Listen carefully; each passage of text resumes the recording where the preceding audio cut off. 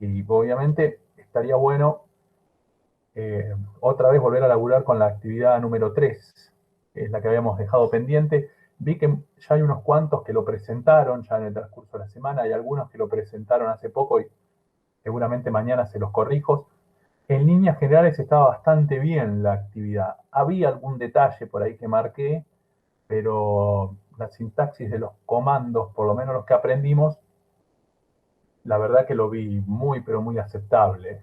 Digamos, por ahí errores mínimos que se corrigen con la misma práctica nada más, ¿sí? Pero más o menos estaba claro. Igual así todo me gustaría, digamos, hacer el cierre, así que de forma veloz podemos ir haciendo un recorrido de eso, ¿sí? Voy a tratar de dejar el chat visible, a ver si sale eso, por las dudas que alguien escriba algo. Bien, en la actividad 3 tenían estos 8 puntos. Algunos son simples, algunos ya habíamos usado anteriormente.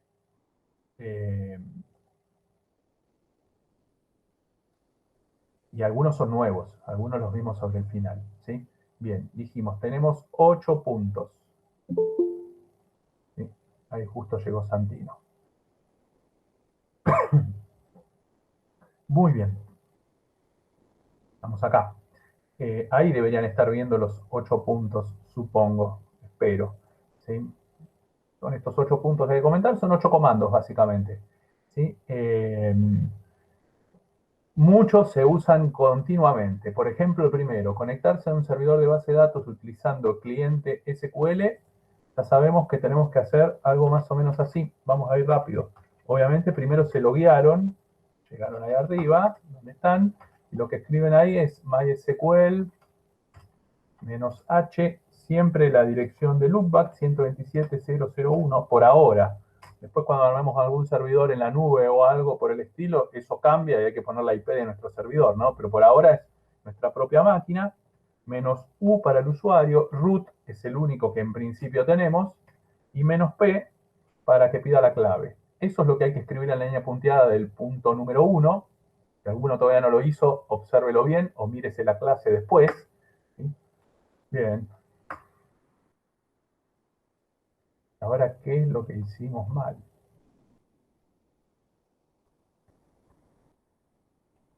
A ver, ¿vieron dónde me equivoqué? Vamos a hacerlo simple. Eh, Creo que pusiste MyQSL, ¿puede ser? Exactamente, muy bien. Lo iba a corregir medio que con el cursor anticipé la respuesta. Sí, escribí básicamente eso y el error uno lo detecta rápido porque fíjense lo que me devolvió la consola. A ver, vamos a volver a escribirlo mal para que vean el error que... Vamos a escribirlo mal para que lean lo que les avisa. Así lo había escrito. Cuando ustedes ejecutan eso, ven que aparece guión bash y después dice MyQSL no se encontró la orden. Lo que me está avisando el servidor es que no sabe cuál es el comando MyQSL. Obviamente no lo tiene en su lista de comandos, no existe. Pues, y no se puede dar cuenta que cometí una burrada yo y di vuelta a 2 letras. ¿Sí? Leer lo que informa la consola siempre es útil, aprender a leer lo que informa la consola siempre es útil, sobre todo para poder corregir errores, si no uno se puede quedar atrapado ahí todo el tiempo. Muy bien, perfecto. Ahí me lo guié. Eso es lo que va en la primera línea punteada. Supongo que después me pedirá hacer algo que es simple, como crear una base de datos nueva con el nombre correo. Es lo que me está pidiendo acá. Ustedes en el ejemplo de comandos habrán visto que se crea una base de datos que se llama escuela. Bueno, es igual, pero con correo. ¿Sí? Entonces, lo que van a hacer acá es create database, un espacio, el nombre de la base de datos que quieren crear, punto y coma. ¿Sí? Muy bien, ese query OK que apareció ahí, ahora significa que lo hicimos bien. Ese es el comando que hay que escribir en la línea punteada. A ver, hago una pregunta así general. ¿Las mayúsculas y las minúsculas importan o no importan acá en SQL? Sí. ¿Y desde qué punto? Siempre importan, pero si lo escribía en minúscula, todo iba a funcionar igual. ¿Para qué importa? O sea, no tiene que ver con el funcionamiento. Para diferenciar los comandos de lo de las otras cosas. como Exacto, los poner comandos de las nombres. variables, podríamos decir. Exactamente. ¿Sí? ¿Qué quiere decir los comandos de la variable? Create database son comandos nativos de SQL. Cada vez que creen una base de datos, esas dos palabras las tienen que usar. Cada vez que creen desde la consola la base de datos. ¿Sí? Es como obligatorio usarlo. No se puede crear una base de datos si no ponen esas dos palabras. Ahora, correo es variable. ¿Por qué le digo variable? Porque hoy yo estoy creando una base de datos que se llama correo. Mañana puedo crear una que se llama escuela. Pasado una que se llama biblioteca. ¿Sí? Entonces, jugar con eso ayuda, sobre todo a detectar errores y ayuda a ordenarse en la programación SQL. No se olviden que después de ustedes, más adelante, no conmigo ni este año creo, pero más adelante ustedes van a tener que diseñar software, diseñar aplicaciones, y en el código de esas aplicaciones van a usar SQL, ¿sí? Porque van a crear una interfaz con Java, con PHP, con lo que fuese, que puede crear base de datos, puede consultar base de datos, puede modificar base de datos, y los comandos SQL forman parte de su código fuente, el código de sus aplicaciones. Entonces, manejar esto de las mayúsculas y las minúsculas es una forma de ordenarse. ¿Sí? Funcionalidad van sobre todo cuando hay que encontrar errores después. Bueno, supongo que si creamos la base de datos, hicimos lo más importante. En principio, punto 3, crear el usuario. Punto 4, crear la contraseña. Siempre en ese orden. Y estos son los comandos más difíciles de la actividad, porque es donde más hay que escribir. Acá tienen que poner grant, all, on. Esas tres palabras van siempre así. El nombre de la base de datos, correo, punto, asterisco. Ese punto asterisco, la otra vez no charlamos mucho, pero lo aclaro un poquito más ahora. El punto asterisco significa todas las tablas que alguna vez vayas a crear en correo. Tenemos una base de datos que se llama correo, que en su momento va a tener, no sé, X cantidad de tablas. Bueno, para no mencionarla una tras otra, y como todavía no sé el nombre de esas tablas, ese punto asterisco quiere decir todas las tablas que después vaya a incluir correo. Muy bien. ¿Qué estoy diciendo con esto? Que el usuario que voy a crear va a tener esas propiedades, va a tener ese acceso sobre el conjunto de tablas que vayan a existir dentro de esa base de datos. Muy bien.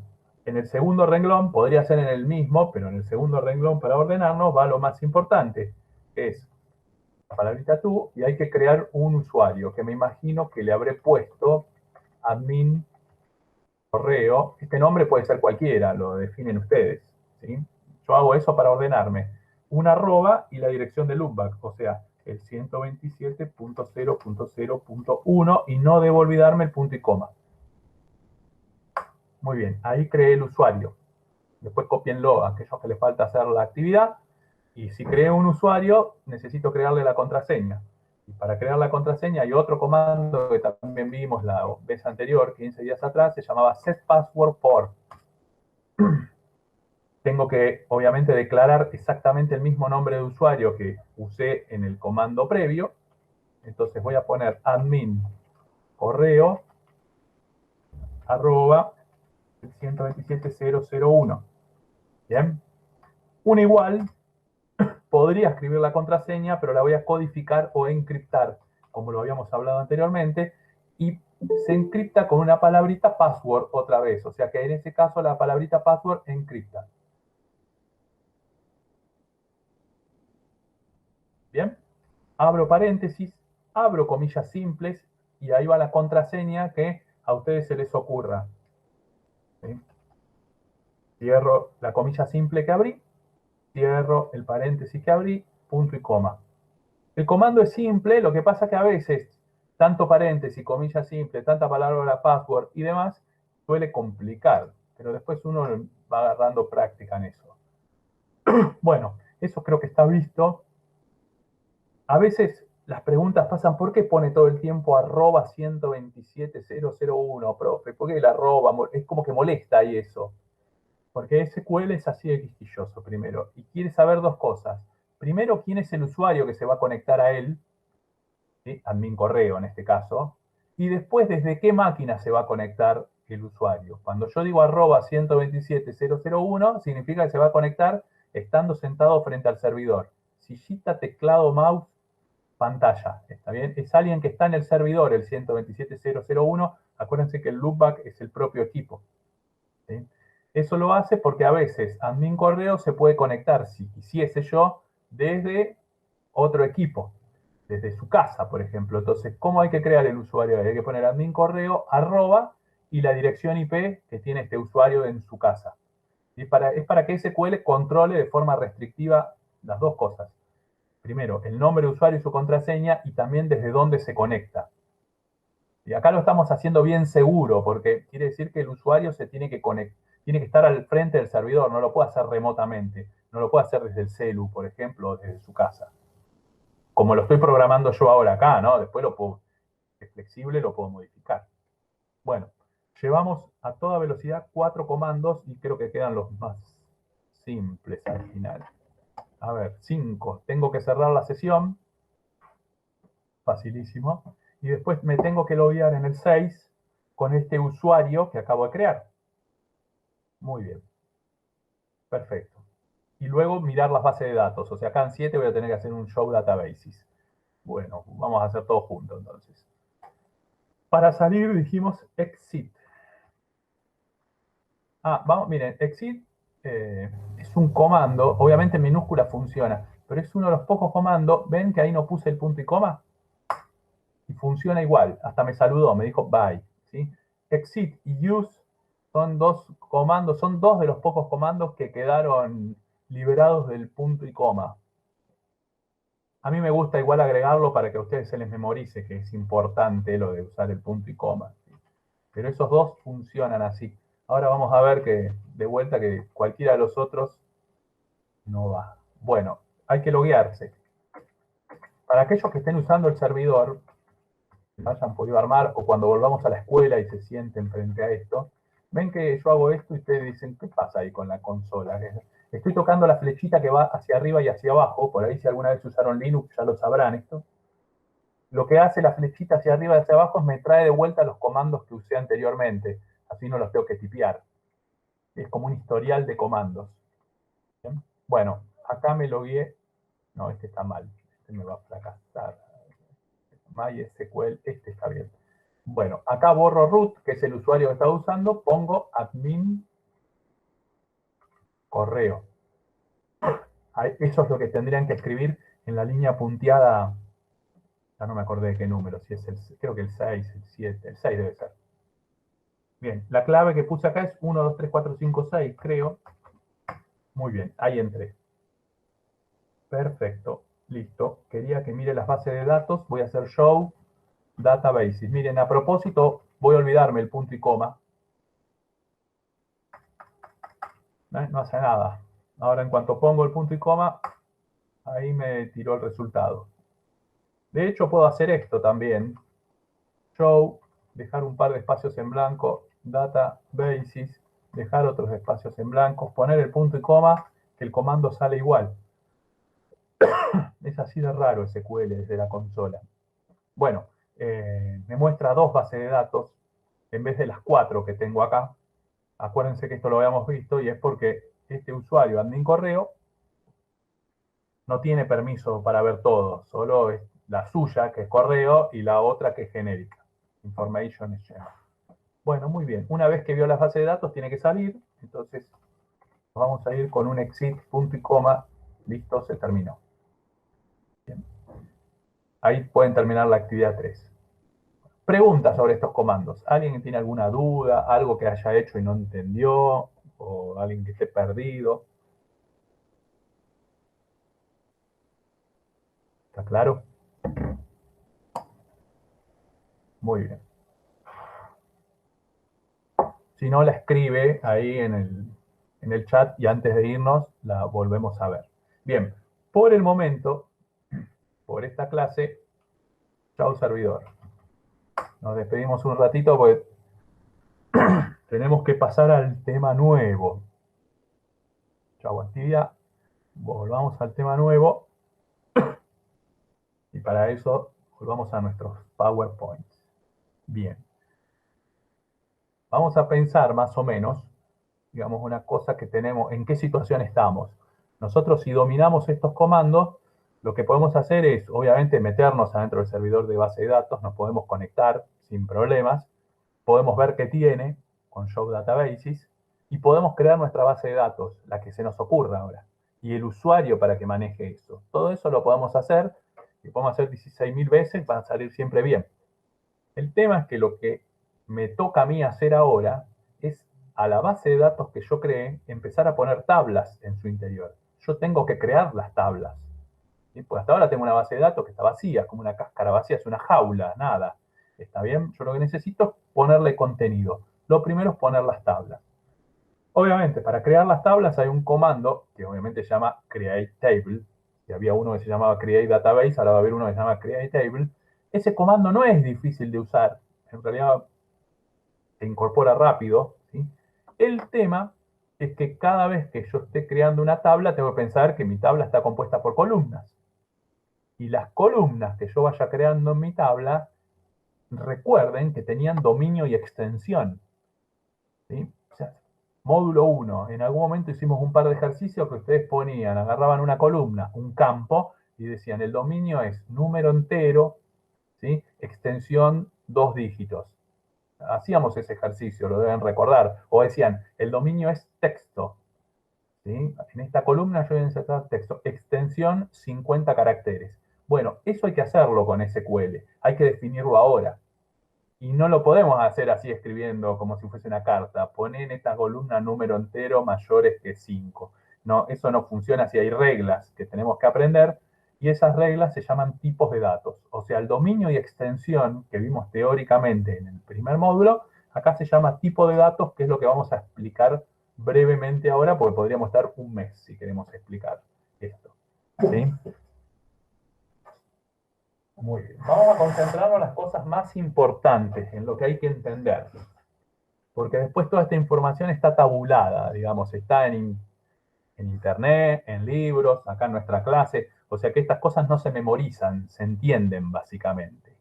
¿Sí? Eso es importante. Así que vamos a explicarlo. Si hay alguna duda, gritan, ¿sí? O escriben ahí en el chat. Bueno, recordar, cuando hablábamos de los tipos de datos en nuestras tablas, nosotros agrupábamos o teníamos números, o teníamos texto, o teníamos valores lógicos. Los definíamos así nosotros. Bueno, SQL hace algo muy, pero muy parecido. Más o menos agrupa de esa forma. Yo voy a empezar por lo más simple, que es el texto. ¿Sí? Digamos, SQL nos da un montón de tipos de datos si yo quiero configurar texto.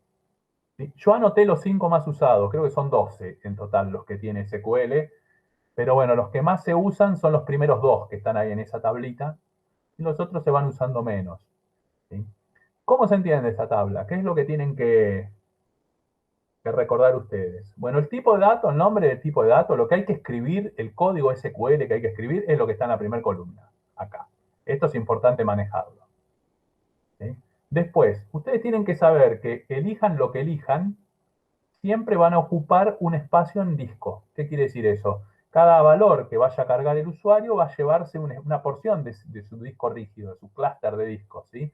Y el tamaño que va ocupando cada dato está registrado acá. A ver, hay cosas muy complejas, hasta podríamos hacer cálculos matemáticos, ¿sí? Yo no perdería mucho tiempo ahora en esto. Yo lo que aprendería, digamos, trataría de llevarme de acá, es que a medida que elijan, a medida que bajen en esta tabla, van a ocupar más espacio en el disco. ¿Sí? Eso está claro, o sea, si yo elijo el tipo text, lo que me está indicando es que lo que el usuario almacene, la cantidad de caracteres que almacene el usuario, se le van a agregar 2 bytes más a la hora de almacenar en disco. ¿Sí? Si el usuario tipea 25 caracteres, bueno, a esos 25 caracteres hay que agregarle 2 bytes más en disco rígido. Y si hubiese elegido long text, por cada valor que el usuario carga, esos 25 caracteres, le estaríamos agregando 4 bytes. Obviamente, a medida que bajo, ocupo más espacio. Parecería que es una desventaja esto, a medida que voy bajando. ¿Cuál es la ventaja? La ventaja la encuentran en la otra columna, que es la que más, digamos, atención hay que prestarle, la última. Porque en la última ustedes van a poder determinar cuántos caracteres como máximo pueden almacenar en esa celda, en ese valor. ¿Sí? Eso es muy importante, porque ahí pasa la inteligencia del técnico. Si yo tengo que almacenar poquito texto, Si yo sé que voy a almacenar, por ejemplo, el código postal de un domicilio, que son poquitas letras, no me conviene elegir long text, que me almacena estos trillones de caracteres que están acá. Me conviene quedarme por acá arriba, que tengo un límite de 255 caracteres. Menos que eso, digamos, ya con eso alcanza y sobra. ¿Sí?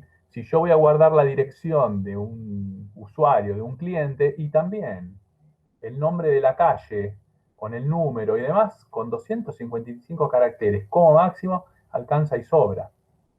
¿Sí? Ahora, si voy a guardar la descripción de un libro, ¿vieron los libros, la parte de atrás? A ver si agarramos un libro. Yo quiero guardar, no sé si lo ven, este texto que está en la cara posterior del lomo de un libro. Son un montón, acá hay más de 255 caracteres. ¿Sí? Si yo esto lo quiero guardar en una columna, y no me puedo quedar con las primeras dos, me voy a quedar corto. Entonces paso al tipo de dato text, que me almacena 65.000 caracteres, un poco más. ¿Entienden? Digamos, hay que ser inteligente en elegir el tipo de datos que corresponde. Después no hay mucho más para ver en esta tablita. Dos cosas. Text, medium text o long text, a veces se llama blob, medium blob y long blob. Son sinónimos, los pueden encontrar así en libros el día que estudian más adelante.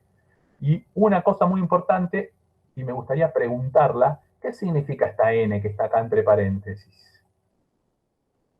Cuando yo digo tipo de texto char, ¿qué va en la N? El número, o sea, la cantidad de caracteres que permite. Exacto, la cantidad de caracteres siempre y cuando no me pase el 255. Ves que el máximo es el 255, ¿está bien? O sea que si yo quiero el código postal, 4 números, 8 números, depende si lo hago en versión larga o corta, yo acá escribo char 8 o char 4. Muy bien. Eh, Perfecto. Lo de char y varchar, ¿por qué son parecidas y por qué está la palabrita var? Lo explicamos en la siguiente pantalla. Vamos a lo concreto ahora. Vamos a lo que se usa. Bueno, volvamos a nuestra tabla inicial, más o menos, parecía a la tabla vendedores. ¿Se acuerdan la primera que vimos ahí? Bueno, ¿dónde usaríamos el tipo texto? Primero, en el apellido. ¿Sí? Ahí yo elegí caprichosamente varchar 35. Vieron que saqué la N y puse el 35, ¿no? Lo que ahí el compañero aportó recién. Quiere decir que 35 caracteres como máximo puedo escribir. Tengo 36, ese último no entra. ¿Bien? Puedo elegir el nombre. Ahí puse un poquito más, varchar 50. Para jugar, para tener un poquito más de flexibilidad. Muy bien. Ahora, si voy al DNI, cambié, puse char 8. ¿Cuál es la diferencia entre los dos? A ver, los dos se están guardando como si fuese texto. O sea, esos números del DNI yo no los voy a usar para cálculos matemáticos, los considero como si fuese texto común y corriente. ¿Sí? La diferencia es que en char conviene más que sea una cierta cantidad de números, de letras, y en bar char es como que no se puede guardar palabras más cortas, más chicas, eso dependiendo del espacio. Bien, sintetizo. Vamos a pasar en limpio esto. Cuando yo sepa que siempre voy a tener la misma cantidad de caracteres en una columna, me conviene usar char. O sea, yo sé que los DNI siempre voy a almacenar 8 números, pongo char 8. Y acá, miren lo que hago en el sexo. Como voy a marcar siempre una letra, pongo char 1. Cuando yo sepa que la cantidad de caracteres es fija, utilizo char. Cuando no sepa, digamos, no tenga garantías de cuál va a ser la cantidad total de caracteres, uso varchar y entre paréntesis pongo el límite máximo, como ahora, por ejemplo, acá en la dirección, varchar 100. ¿Sí? Eh, Eso es la primera diferencia. La segunda cuestión que tienen que tener en cuenta es que siempre que puedan usar char, usen char, porque a la hora de realizar búsquedas es mucho más rápido que varchar. ¿Sí? O sea, el tamaño fijo, SQL lo rastrea y lo encuentra más rápido a la hora de realizar búsquedas que un varchar. La desventaja que tenemos con char es que si yo no almaceno nada en esa columna, me ocupa los 8 bytes. O sea, no es que me lo deja, me permite jugar, resigno espacio en disco, gano velocidad. Pero básicamente, teniendo estas cosas en mente, ustedes pueden definir sin problemas. Cuando sepan que siempre va a ser la misma cantidad de texto, inclínense por la parte simple, char, texto de tamaño fijo. Y cuando no tengan noción, no sepan, por ejemplo, la dirección, no van a ser todas iguales, no sé cuántos van a ser los caracteres que voy a usar, pongo un límite en 100 y pongo varchar 100. ¿Se entendió? ¿Más o menos? Sí. A ver si hay alguna pregunta en el chat. Bueno, no hay nada, si no agréguenlo después, la pregunta. Bueno, eso pasa con el texto. A ver, conclusión, vamos a usar mucho varchar, vamos a usar mucho char y los demás los vamos a usar muy poco. A veces usamos text. Sepan que existen otras cosas, pero estas dos son las que hay que usar con mayor frecuencia. Muy bien, nos vamos de acá, vamos a los números. Si lo anterior era complejo, los números son más complejos todavía. Los números también están simplificados acá porque SQL tiene un montón más. Yo traté de poner los más comunes y después van a ver que de esos más comunes usamos algunos nada más. A ver, ¿cómo se entiende esta tablita? Primero, me río porque cuando me explicaron esto a mí hace un montón de años atrás me agarraba el ataque cuando miraba todo esto. Me imagino que a veces esa sensación se replica con los años. Acá hay una línea un poco más gruesa que es muy importante tener en cuenta. Quiere decir que todo lo que está hacia arriba de esta línea más gruesa son tipos enteros, números enteros, que me imagino que sabrán que son los números enteros, no vamos a explicarlo acá. Y de la línea esta más gruesa para abajo, o sea, desde float inclusive para abajo, es para definir números decimales. ¿Sí? Tenemos el mismo problema que teníamos arriba. Básicamente, el problema que teníamos más arriba es que a medida que bajo en la tabla, cada vez ocupo más espacio en el disco, pero a su vez, a medida que bajo en la tabla, cada vez tengo más valores posibles para elegir. ¿Sí? Tengo un rango de valores mucho, pero mucho más amplio. Por ejemplo, tiny int, acá. Int significa integer, ¿no? Como está escrito acá, ¿ven ahí? Bien, está abreviado, sirve de las dos formas, se puede escribir. Bueno, tiny int, o sea, enteros muy, pero muy pequeños, pequeñitos, me ocupan un byte, pero me dejan escribir alguna de estas dos secuencias. O sea, entre el menos 128 y el 127, si quiero usar negativos, si voy a usar positivos, del 0 al 255. O sea, no puedo escribir números más grandes que el 255 si yo lo configuro como tiny int. A ver, pensemos, hago una tabla alumnos. Para nuestra escuela no puedo usar tinyInt para el valor de alumno ID, porque voy a poder cargar 255 alumnos, nada más, después no voy a poder cargar más. ¿Sí? Ahora, si decido ir por una small int, la cuestión cambia radicalmente. Me deja dejar hasta el 65.535. Y si encima me voy a un medium int, ya me fui a 16 millones de alumnos que puedo anotar. Ya es una bestialidad. Tengo para toda la historia de la escuela. Ni hablar si me levanté nervioso y puse int, que ya me fui a 4.000 millones y pico de alumnos, una locura. ¿Sí? La gente suele utilizar int todo el tiempo, porque es lo más fácil, ¿sí? Para las claves primarias. Pero la verdad que esa cantidad de unidades es complicado, digamos. ¿Dónde van a encontrar casos así? A ver, la tabla productos de Mercado Libre debe estar configurado producto ID con el tipo int. ¿Sí? Pero si hago una base de datos para el correo y quiero poner a los clientes o a los empleados, y todos estos valores son exagerados. Pero bueno, están, esos valores están, está big int, ya hay que escribirlo en notación científica, ¿sí? Fíjense acá. Muy bien. Esto siempre hablando de números enteros.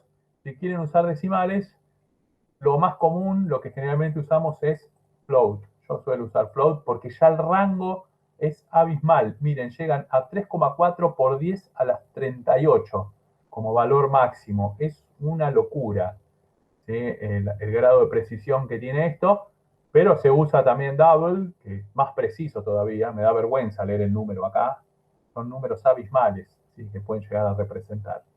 Y una cosa que tienen que tener en cuenta, float, como está acá, se puede usar en este esquema MD, que más adelante se los voy a explicar. Es para que ustedes definan cuántos dígitos quieren usar y cuántos de esos dígitos van a ser decimales. Por ahora no hace falta eso. Ahora sepan que existe. ¿Bien? Vamos al mundo real. Volvamos a la tabla anterior. ¿Qué voy a usar yo acá? y mucho de eso no voy a usar. Miren, usé small int para los vendedores. Quiere decir que voy a poder tener en mi empresa hasta 65.500 y pico de vendedores. Una bestialidad. Pero bueno, me cubro. Bien. Y usé tinyInt para las sucursales. Porque recuerden que tinyInt me permitía 255 valores. Tengo que tener una super empresa para pasarme de las 255 sucursales. Si tengo 8 vendedores nada más, no puedo tener nunca 255 sucursales. O sea, estoy súper cubierto. Bueno, acá hay para pensar y bastante, pero sepan que estas dos, más int, que acá no la usé, son las que más se usan. Dejo. Y float, que acá no hay ejemplo, pero lo vamos a usar. Con esos 4 estamos bien para empezar. Muy bien, me voy a lo que sigue.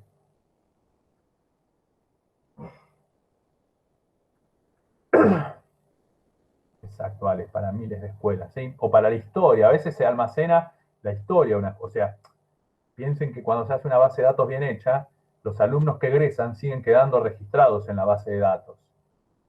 ¿Sí? Por eso pero igual llegar a 4 millones, a 16 millones de alumnos es una bestialidad.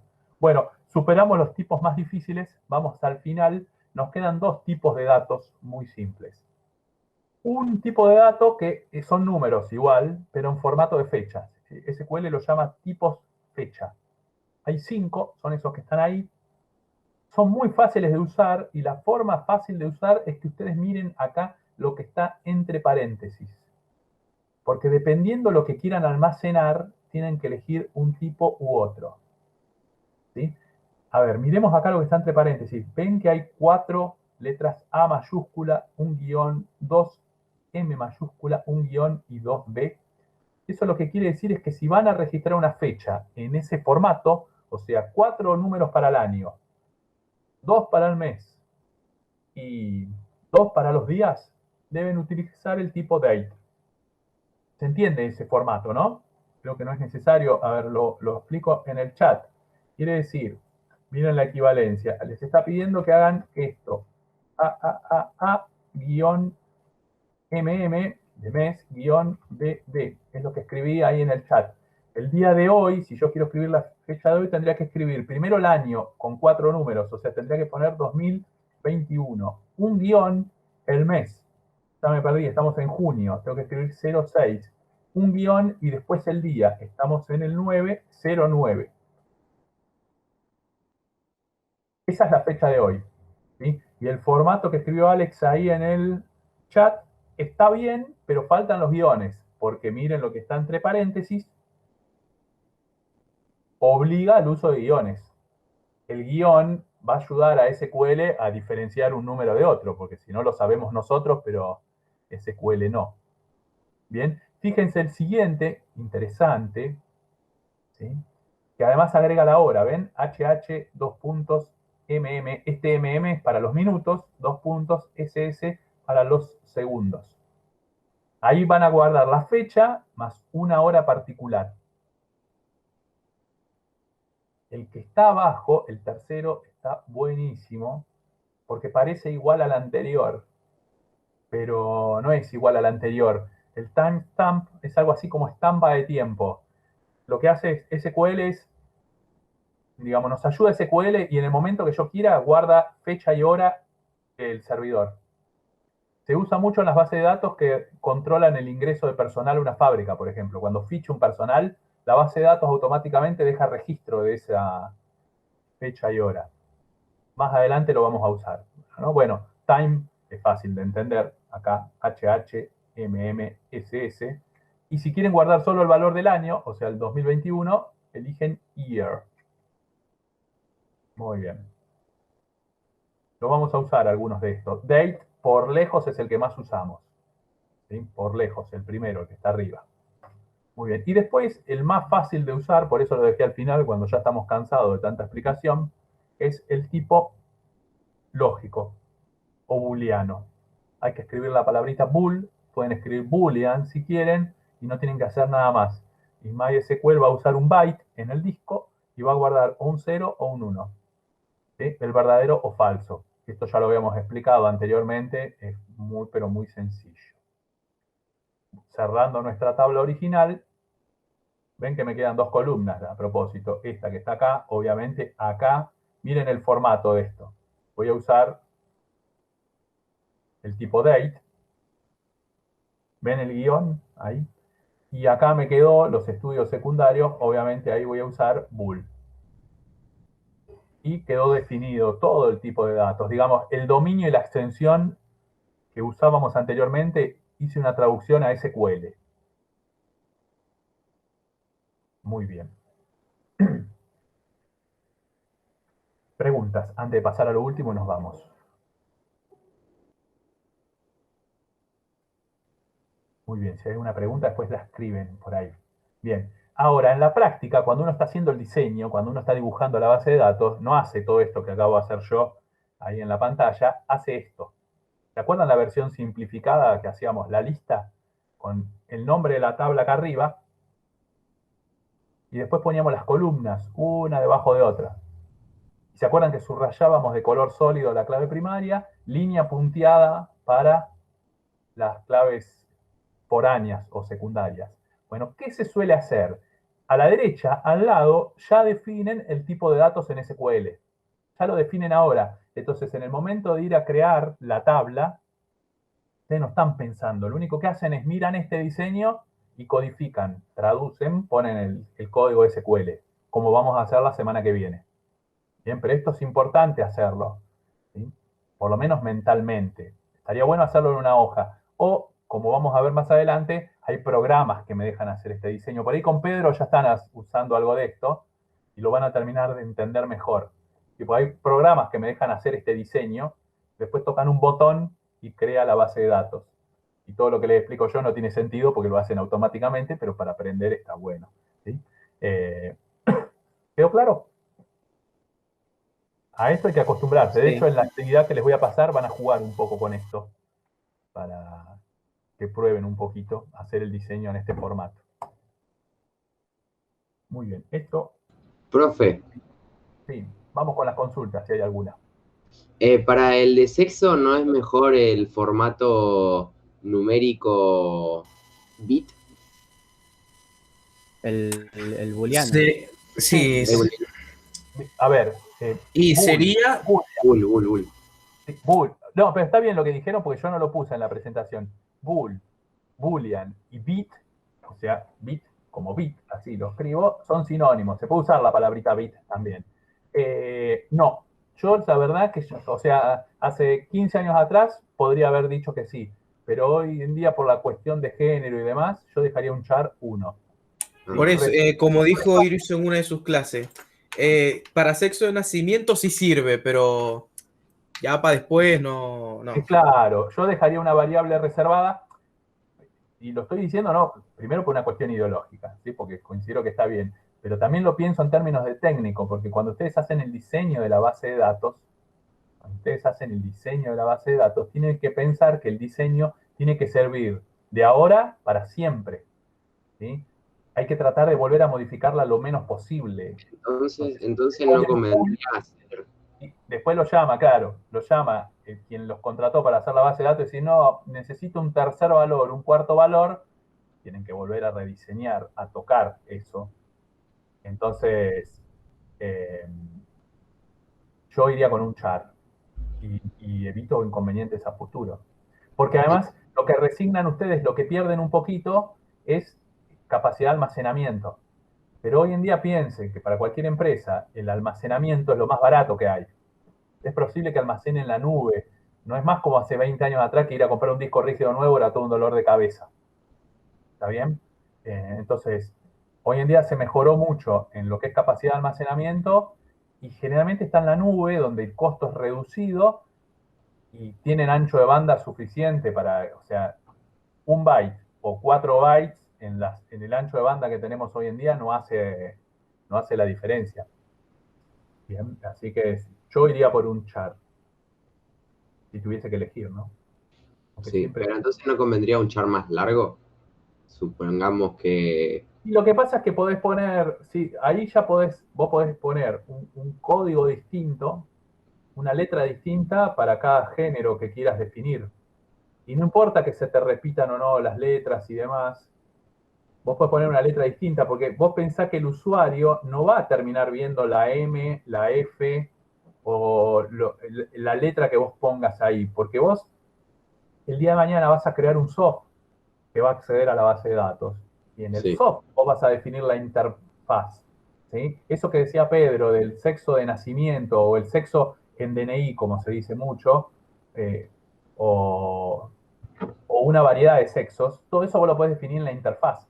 No importa, el usuario nunca va a ver si vos usas una M para los varones o una F para las mujeres. O si querés incorporar el género trans, vas a usar una T o vas a usar la S o eso no lo ve el usuario, porque lo que ve es la etiqueta que vos cargues en el software, en la interfaz, básicamente. Entonces, Char te da esa flexibilidad y no tenés problemas.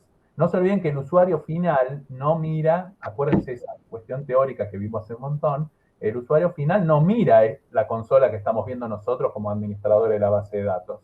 El usuario final va a estar mirando el software que diseñe en otra materia. Ahí es donde tienen que tener cuidado. ¿Sí? Bueno, no sé si hay alguna pregunta más. Ninguna, profe. Muy bien, perfecto. Bien, cualquier cosa igual, si no, me escriben ahí cuando entregan la actividad. No sé qué le pasó a mi aplicación del Classroom, no me avisa más las notificaciones. Antes me avisaba al instante, así que las tengo que entrar a ver de a una. Y por eso a veces estoy un poco lento para responder las consultas que vienen por ahí. A veces preferible un mail. Sí, anda regular, pero anda regular cuando la actualicé, porque cuando la tenía sin actualizar me avisaba cada vez que ustedes entregaban la actividad o me hacían una pregunta. A mí en el celular ya no me deja entrar con mi cuenta de Galileo. No sé qué hicieron. Me debo estar equivocando en algo, pero antes para mí era muy sencillo, muy fácil. Y la actualicé y veo que el otro día había 66 notificaciones. Claro, hacía 2 meses que los alumnos no me escribían, creía yo, y era que me estaban escribiendo y yo no estaba. Lo veo cuando voy a corregir las actividades de ustedes porque veo los comentarios que ustedes hicieron, pero antes me avisaba al instante. Así que a veces es preferible que manden un mail hasta que lo pueda arreglar. Sí. Sí, bueno, vamos a ver si lo arreglo. Bueno, chicos, cualquier cosa estamos en contacto. ¿Estamos? ¿Claro? Dale, profe. Muy bien. Y, dale, nos vemos el miércoles próximo. Les mando un abrazo grande. Nos vemos, profe. Chao. Chao, profe.